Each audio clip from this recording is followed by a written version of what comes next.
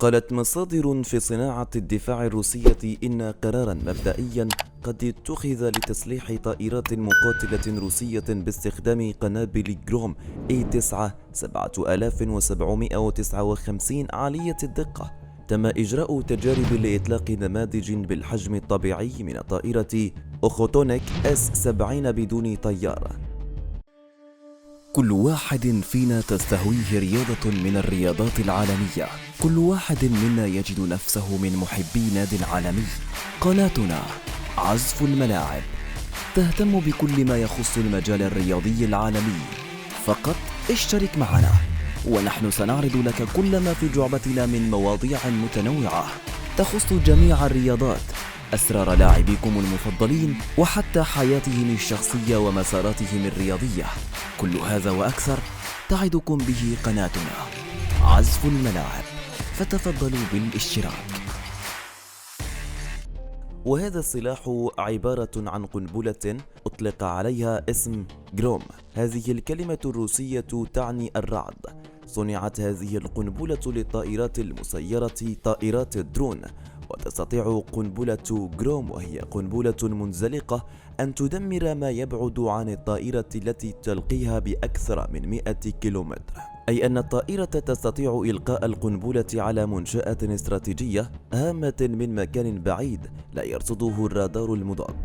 ويتسلم درون الصياد وألتيوس الثقيلان الروسيان الواعدان هذا السلاح الحديث، وهو قنبلة جروم 9A 7759 الحائمة بعيدة المدى وفائقة الدقة. وحسب الصحيفة فإن درون الصياد الثقيل الضارب كان قد أسقط مجسما يعادل وزنه وزن قنبلة جروم الرعد، وذلك لاختبار قدرته على إسقاط القنابل الثقيلة.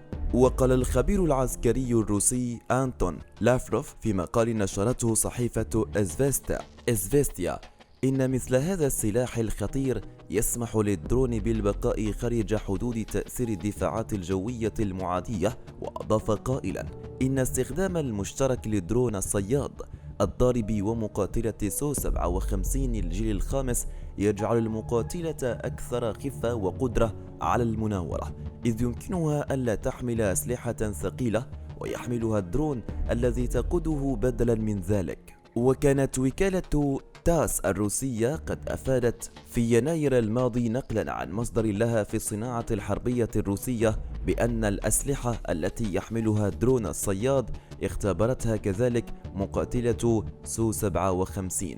في أوائل عام 2018 أكملت مؤسسة الصواريخ التكتيكية البحث والتطوير لتقييم قدرات جروم، ومع ذلك فقد أدى تعليق مشروع الطائرة بدون طيار ونقله من مكتب تصميم سيمونوف إلى مصنع الطيران المدني في أورال إلى تأخير العملية. يتراوح مدى جروم بين 60 و 120 كيلومتر، وتتخطى جميع القنابل الذكية المتاحة التي لا تطير أكثر من 9 كيلومترات.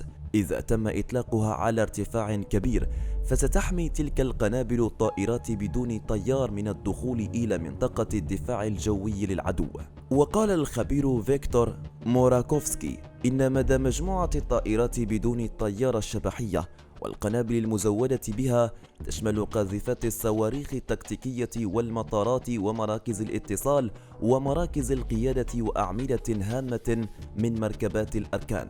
يمكن لجروم تدمير كل المركبات من كل الأنواع في العمق التشغيلي، بما في ذلك مواقع الصواريخ متوسطة المدى وقصيرة المدى. ألتيوس يمكنها أن تحمل على الأقل 2 من صواريخ جروم، ولكن القدرة الاستيعابية لأخوتنيك أكبر. خلقت الشركة المصنعة 3 خيارات لقنابل جروم عالية الدقة القابلة للانزلاق، كل منها يزن ما يقارب من 600 كيلوغرام. تحتوي القنبلة على أجنحة قابلة للطي ومحرك نفاث، ومداها يصل إلى 120 كيلومتر.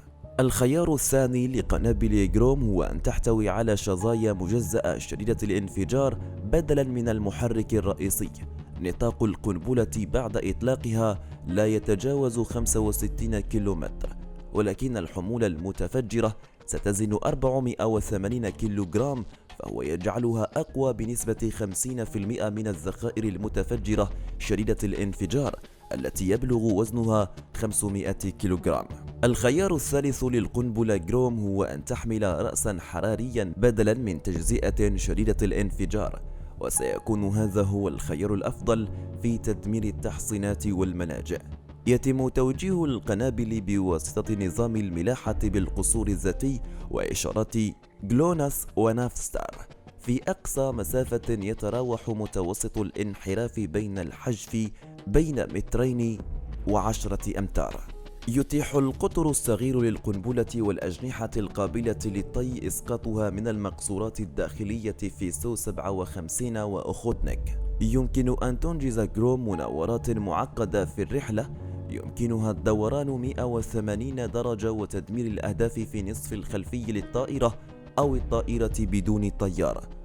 وقال موراكوفسكي إنها فعالة ضد الأهداف الفجائية.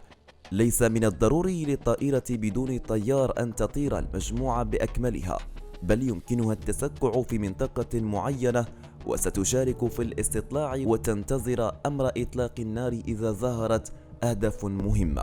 تم اختبار جروم بشكل مكثف في 2017-2018. كان من المقرر الانتهاء من المحاكاة في أواخر عام 2018، وكان لابد من قبول القنابل لتدخل في الخدمة، ومع ذلك لم يرد أي تأكيد رسمي حتى الآن.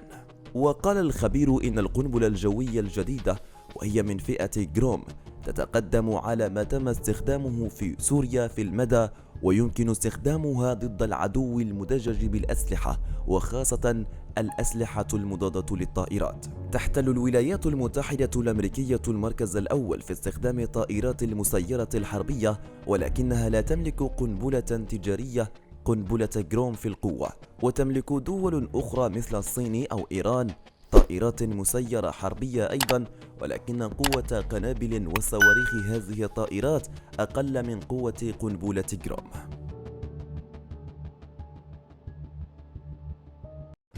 أصدقائي، لا تنسوا إبداء رأيكم حول الموضوع في التعليق، نقرأها جميعا. ولمزيد من الأسرار العسكرية قوموا بمتابعة صفحتنا على الفيسبوك، رابطها في الوصف.